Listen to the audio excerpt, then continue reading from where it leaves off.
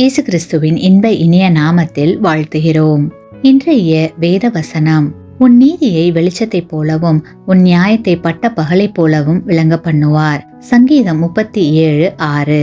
Today's Bible verse: He shall bring forth your righteousness as the light and your justice as the noonday. Psalms 37:6. வேதாகமத்தில் ரோமருக்கு பவுல் எழுதும் போது மற்றவர்களை குற்றவாளியாக தீர்க்கிற பழக்கத்திற்கு காரணம் அவர்கள் உள்ளத்திற்குள் ஒளிந்து கிடக்கிற தவறு என்கிறார். அது மட்டுமல்ல, நீ குணப்படும்படி தேவ தயவு உன்னை ஏவுகிறது. இதை அறியாமல் நீ மற்றவர்களை குற்றவாளியாக தீர்த்து கொண்டிருக்கிறாய். நியாய தீர்ப்பு நாளில் உனக்காக நீ தண்டனையை குவித்துக் கொள்கிறாய் என்றும் கூறுகிறார் பவுல். கிறிஸ்துவுக்குள் அன்பான சகோதர சகோதரிகளே, நீங்கள் உங்கள் வழியை கர்த்தரிடத்தில் ஒப்படைத்து விடுங்கள். அவர் மேல் நம்பிக்கையாயிருங்கள். அவர் காரியத்தை வாய்க்க பண்ணுவார். அநியாயமாக குற்றஞ்சாட்டப்படும் போது நீங்கள் வேதனைப்படுவதை விட்டுவிடுங்கள். கிறிஸ்துவுக்குள் சந்தோஷமாய் இருங்கள். அவர் என்ன சொல்கிறாரோ அதன்படி செய்யுங்கள்.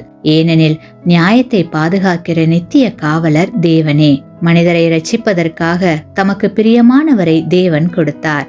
அவர்கள் மேல் அவர் வைத்துள்ள அன்பு பெரிது. ஆமேன்.